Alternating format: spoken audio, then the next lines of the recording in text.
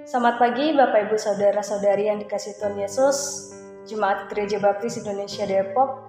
Kita kembali bersyukur pada kesempatan pagi hari ini kita bisa datang ke hadirat Tuhan, kita bisa menyambut hari kita yang baru pada pagi hari ini. Dan biarlah pada pagi hari ini sebelum kita memulai hari kita yang baik ini, mari kita berdoa untuk mendengarkan sebagian dari firman Tuhan. Mari kita bersatu dalam doa. Bapa kami ada di dalam surga, kami kembali mengucap syukur Bapa pada kesempatan pagi hari ini kami bisa ada di tempat ini itu semua oleh karena kasih karunia-Mu Tuhan. Dan pada kesempatan pagi ini Bapa kami siap mendengarkan bahkan merenungkan dari sebagian firman-Mu, kiranya firman-Mu ini dapat menguatkan kami, dapat menjadi panduan hidup kami dan menolong kami dalam setiap hari-hari kami. Terima kasih Bapa. Hanya di dalam nama Tuhan Yesus kami berdoa dan juga mengucap syukur. Haleluya, amin. Baik Bapak Ibu Saudara yang dikasihi Tuhan Yesus, mari kita akan membuka Alkitab kita bersama dari 1 Timotius pasal yang kedua ayat yang pertama. Dan kali ini saya memberikan tema yaitu menjadi kuat karena ada kasih karunia-Nya. Perlu Bapak Ibu Saudara ketahui bahwa kasih karunia itu ada di dalam diri kita sebagai orang Kristen. Kita diberikan kasih karunia oleh Tuhan kita, Yesus Kristus, di dalam setiap hari-hari kita, bahkan menolong kita dalam setiap kehidupan kita. Dan pada pagi hari ini kita akan merenungkan sedikit firman Tuhan ini dari 1 Timotius pasal 2 ayat yang pertama ini. Di sini seperti yang kita tahu bahwa kitab Timotius ini ditulis oleh Rasul Paulus dan di dalamnya juga tertulis berbagai nasihat-nasihat yang diberikan Paulus kepada Timotius. Seperti yang kita tahu Bapak Ibu Saudara bahwa Timotius ini adalah seorang anak rohaninya dari seorang Paulus. Paulus sebagai bapak rohani dan juga Timotius sebagai anak rohaninya. Di sini Rasul Paulus sebagai bapak rohani memberikan berbagai nasihat kepada Timotius. Dan pada zaman dahulu, banyak sekali Paulus ini memberikan nasihat-nasihat yang membangun, bahkan menguatkan seorang Timotius. Apakah nasihat tersebut hanya untuk seorang Timotius saja sebagai anak rohaninya? Tidak. Tapi nasihat-nasihat yang diberikan Rasul Paulus dalam surat-suratnya ini bisa kita terapkan dan juga bisa kita ambil nasihat-nasihatnya. Tidak hanya untuk Timotius saja pada zaman itu, tetapi untuk kita sekarang dan sampai ke depannya ketika kita membaca surat-surat Paulus ini. Dan kali ini sendiri di dalam kitab Timotius, paling penting bahwa Rasul Paulus ini mengingatkan seorang Timotius supaya Timotius ini menjadi kuat dan juga menjadi kokoh karena kasih karunia Tuhan Yesus. Dan supaya Timotius ini menjadi orang yang teguh dalam kasih karunia yang sudah dilimpahkan Tuhan kepada Timotius sendiri. Dan selain itu, Paulus ini mengingatkan supaya kita juga mengingat kasih karunia Tuhan itu ada dalam kehidupan kita, supaya kita menjadi orang-orang yang teguh, orang-orang yang kuat, karena ada kasih karunia Tuhan dalam hidup kita. Pernahkah Bapak Ibu Saudara melihat di dalam kehidupan Bapak Ibu Saudara ketika sedang berjalan di jalan atau sedang naik motor atau sedang naik mobil, melihat orang-orang yang lemah seperti pengamen, pengemis, kemudian orang-orang yang tinggal di bawah kolong jembatan.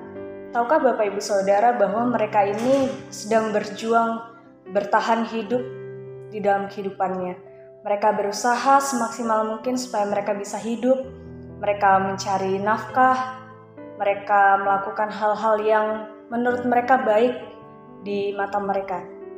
Tetapi ketika mereka menghadapi itu semua, mereka masih tetap kuat dalam menjalaninya. Walau terkadang itu sulit bagi mereka, namun mereka mau tidak mau harus melakukannya. Mereka pasti punya seorang yang menguatkan mereka dalam kehidupan mereka. Orang-orang yang benar-benar mereka percayai bahwa itu yang menjadi tujuan mereka, itu yang menjadi tempat mereka untuk berlindung. Dan kali ini kita bisa ambil apa dari mereka? Kita bisa ambil bahwa kita harus menjadi kuat seperti mereka. Walaupun di dalam kesusahan, walaupun di dalam kesulitan, kita harus menjadi kuat. Karena ada orang dan juga karena ada Tuhan yang menolong kita dalam kehidupan kita. Kemudian kita akan kembali lagi ke dalam nats kita kali ini. Bagaimana cara kita menjadi kuat dan bagaimana supaya kita bisa memiliki kehidupan yang penuh dengan kasih karunia Tuhan. Di sini saya memberikan 2 poin. Yang pertama yaitu kita harus selalu kepada Injil. Kita harus selalu kembali kepada Injil.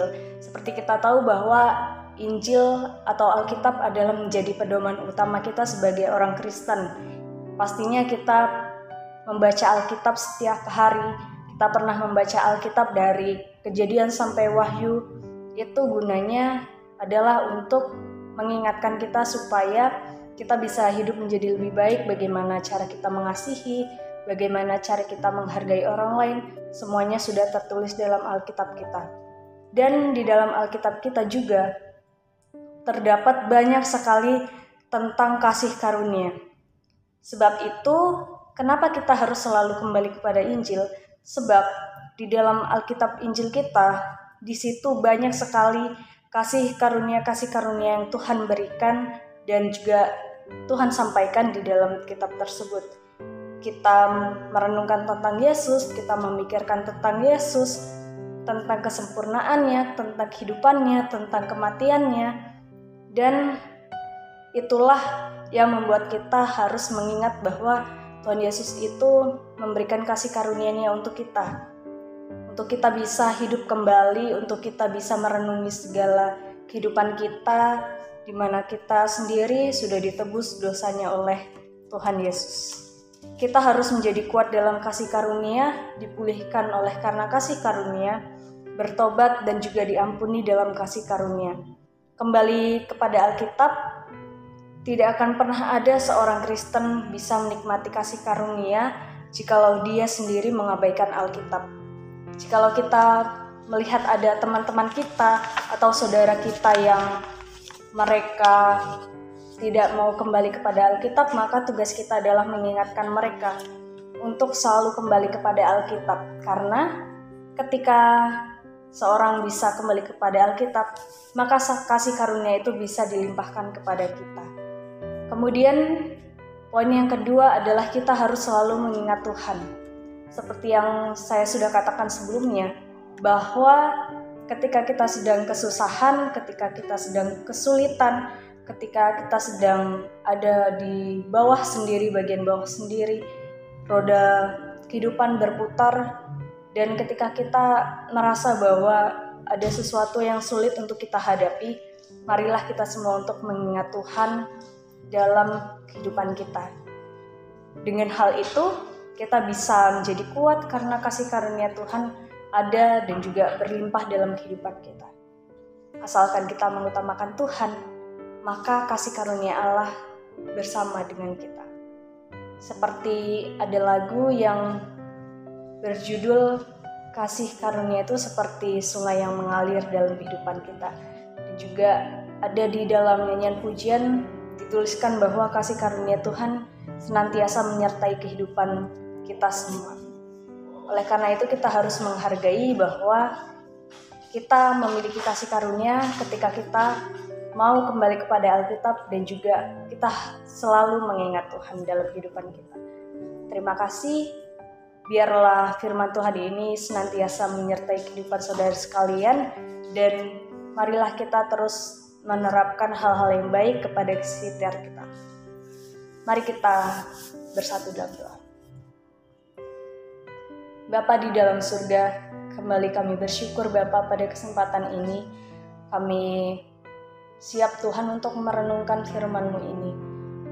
Kami siap untuk menjalani hari-hari kami penuh dengan kebaikan, penuh dengan kesukaan, penuh dengan sukacita, penuh dengan kasih karunia-Mu yang selalu ada dalam kehidupan kami.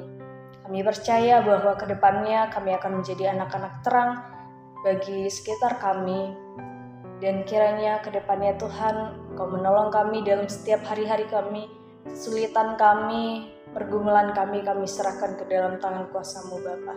Terima kasih Tuhan, inilah firman Tuhan yang bisa kami dengarkan pada pagi hari ini, yang bisa hamba-Mu sampaikan pada pagi hari ini. Hanya di dalam nama Tuhan Yesus saja kami berdoa dan juga mengucap syukur. Haleluya, amin. Selamat pagi, Tuhan Yesus memberkati.